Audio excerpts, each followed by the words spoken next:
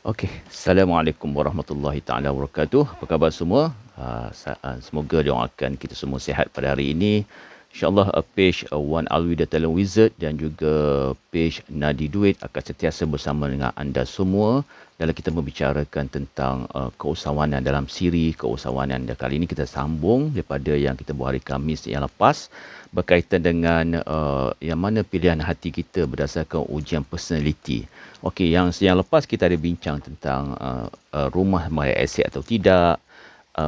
Bagaimana kita nak mendapatkan rumah tu kan, bagaimana dapatkan rumah, kita boleh ataupun kehidupan kita ni, sesuatu yang kita dapat tu kita berdasarkan afford kita pun atau tidak, usaha kita pun ataupun bukan kan.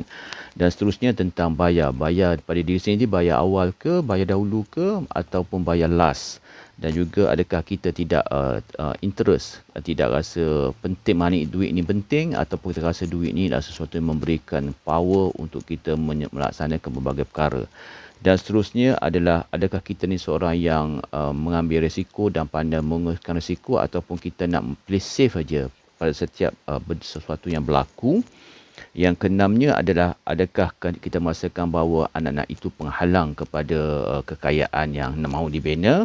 Yang ketujuh adalah adakah kita menganggap bahawa kerajaan dan juga syarikat yang take care, yang mengambil berat tentang kehidupan kita, ataupun kita sendiri yang bertanggungjawab, yang mengambil inisiatif, yang bertanggungjawab kepada kehidupan kita sendiri.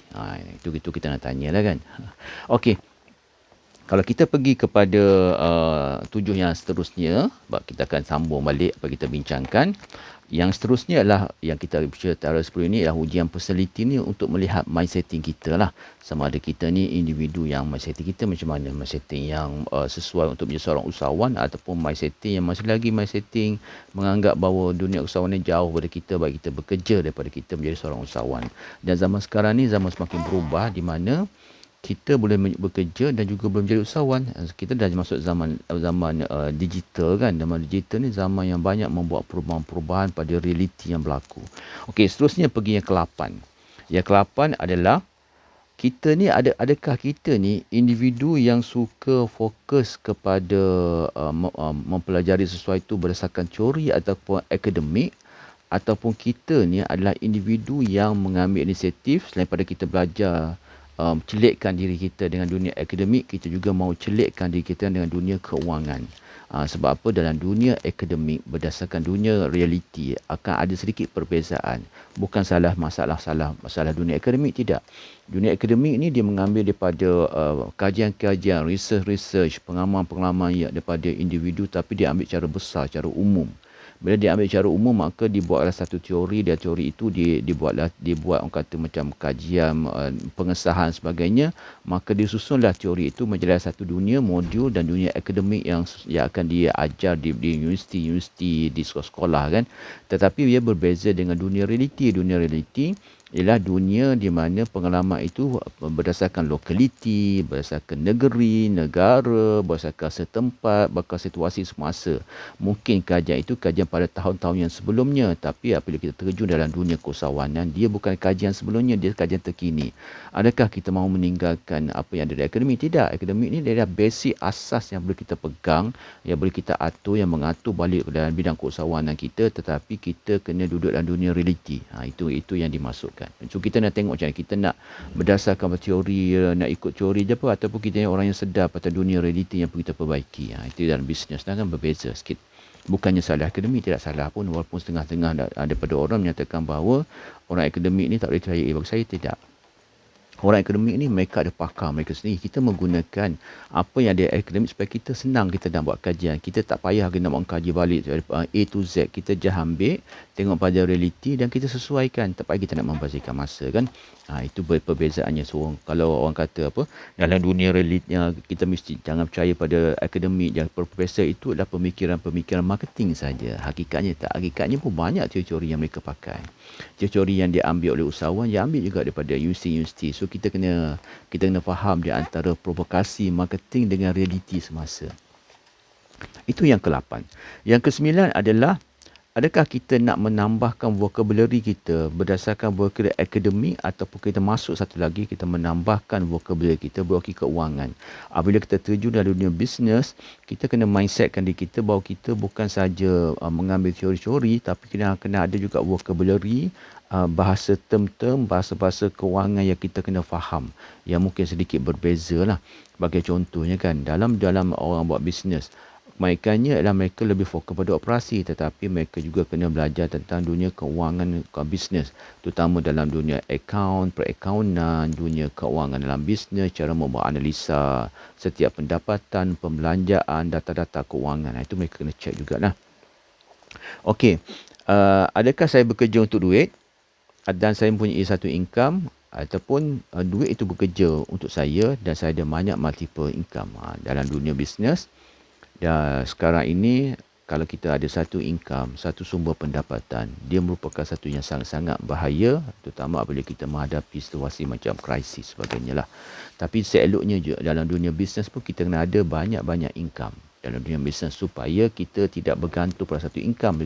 Sekiranya satu sumber pendapatan itu diuji, kita ada lagi benda cover yang lain. Sebab tu kalau tengok syarikat-syarikat yang besar, mereka ada satu bisnes, mereka ada dua bisnes, mereka ada tiga bisnes. Mereka membuat pelaburan dalam saham, mereka membuat pelaburan dalam hartanah. Mereka membuat kata banyak sumber-sumber yang mereka buat. Sebab apa? Mereka faham. Mereka adalah syarikat yang besar.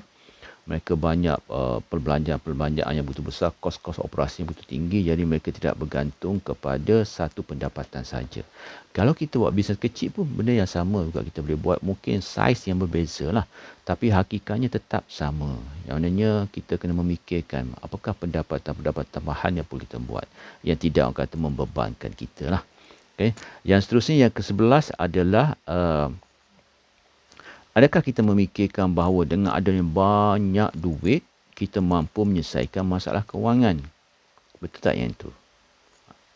Jadi kita ada banyak duit, kita akan menyelesaikan masalah kewangan. Rasanya tak betul kan? Kadang apabila kita banyak duit, kita banyak hutang kan? Tak selesai masalah kewangan. Tapi masalah kewangan sebenarnya ialah diselesaikan apabila kita ada financial education, pendidikan kewangan. Kita tidak berkisar berapa banyak money yang kita ada, berapa banyak kita boleh buat, tetapi bagaimana kita, berapa lama kita boleh simpan duit itu dah kita boleh kembangkan. Itu yang penting. Dalam dunia bisnes pun sama. Ramai orang fokus pada sale yang gila-gila. Sekarang mereka dapat banyak pendapatan yang besar kan. Maka dia adalah 1 juta sale, 2 juta sale, 3 juta sale kan. Tapi itu sale. Bukan lagi untung. Belum tentu untung. Sebab apa? Untung bergantung kepada pendidikan kewangan, bagaimana mereka nak kawal kos. Mereka bagaimana mereka nak menjadikan bahawa pendapatan yang masuk ni sebahagian duitnya boleh disimpan, dia cash value, boleh dikembangkan, boleh dicairkan apabila diperlukan. Itu yang benar yang kena dipikirkan. Saya sendiri pun banyak belajar. Apabila berlakunya pandemik ni, dia banyak membuka mata kita, membuka pemikiran kita sebagai usahawan untuk melihat bahawa dunia kewangan ni bukannya satu pendapatan, dunia kewangan ni bukan maksudnya duit yang banyak, tapi dunia kewangan adalah kecerdikan kita menguruskan kewangan. Itu yang paling penting. Yang kedua ialah kita bekerja untuk money atau kerja-kerja for free. Kata free macam mana nak hidup kan. Tapi sebenarnya free ni dia ada makna dia sendirilah. Kita bekerja untuk money ni kadang kita rasa bahawa kita bekerja bersungguh untuk duit. Tapi semakin banyak kita dapat duit, kita belanja, kita berhutang, kita mewah.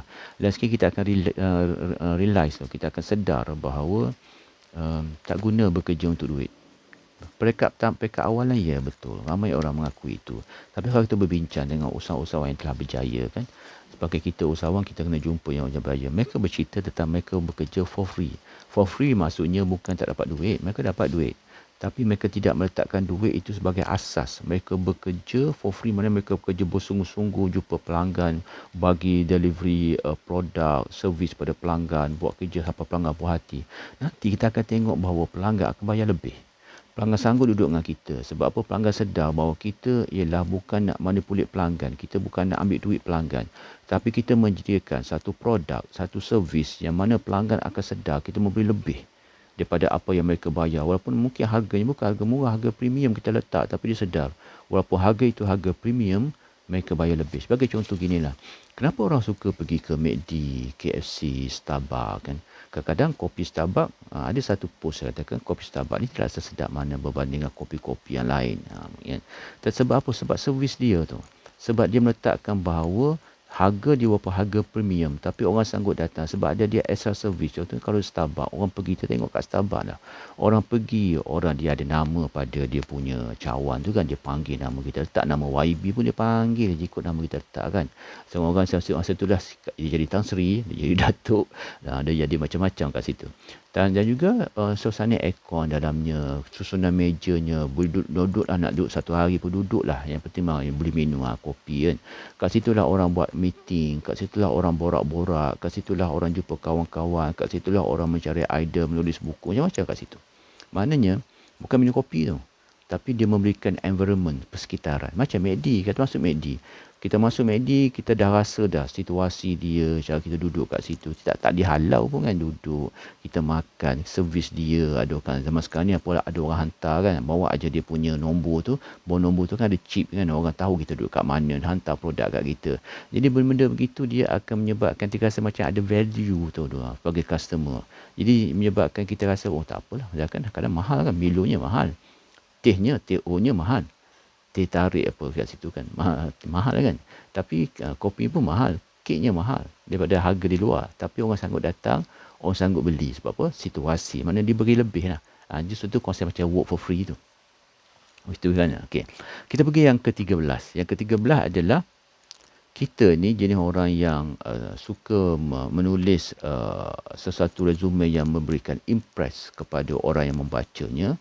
Menulis biodata diri, berikan impress kepada orang bacanya, ataupun kita ini ialah orang yang melatih diri menulis brand story bisnes kita yang bagus, menulis Vivamos, visi, misi, strategi kita tulis untuk diri kita kan, value nilai bisnes kita, dan juga orang kata apa, kita punya objektif kita kan. Adakah kita memendai itu? Sebab apa? Bagi orang yang membuat bisnes, mereka perlu melatih diri untuk menulis tentang perancangan-perancangan kewangan bisnes mereka dan juga kewangan bisnes dan juga perancangan bisnes mereka lah. Dan mana mereka kata bahawa mereka membuat perancangan itu untuk membina lebih banyak bisnes. Apabila kita bila banyak bisnes, kita akan guna lebih banyak pekerja.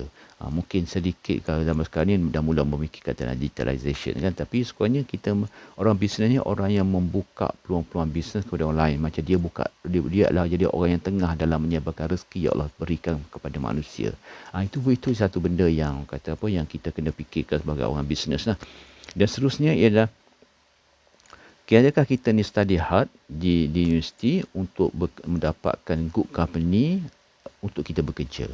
Maknanya adakah kita selama ni kita masuk universiti sebab kita menganggap bahawa dengan dapatkan first class di universiti itu ialah untuk kita dapat bekerja, dia katakan syarikat yang bagus, mendapat upah yang besar, ataupun bagi kita orang bisnes ni kita study betul-betul di universiti bagi anak-anak muda yang nak masuk bisnes, kerana kita nak dapatkan nak bina satu bisnes yang mana nanti orang boleh beli bisnes kita dengan harga yang mahal, ataupun kita belajar tinggi dapat bekerja buat bisnes untuk kita membeli syarikat-syarikat yang bagus untuk kita kembangkan. Itu konsepnya kan yang kita belajar. Itu antara 7 yang seterusnya lah. Maknanya kita dah ada 14 kan. Mana pilihan hati kita. Macam mana pemikiran kita pada dunia pekerjaan, dunia usahawan, supaya mudah-mudahan kita menjadi individu yang sentiasa mahu membetulkan diri kita sebagai usahawan yang mencari ilmu kan. Terutama zaman pandemik hari ini pun tak tahu macam mana MCO kita seterusnya kan. Apakah industri yang akan dibuka, yang dibuka. InsyaAllah kita jumpa lagi lah.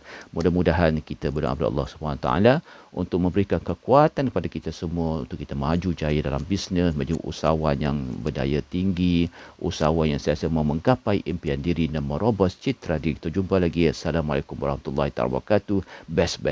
Anda sentiasa terbaik.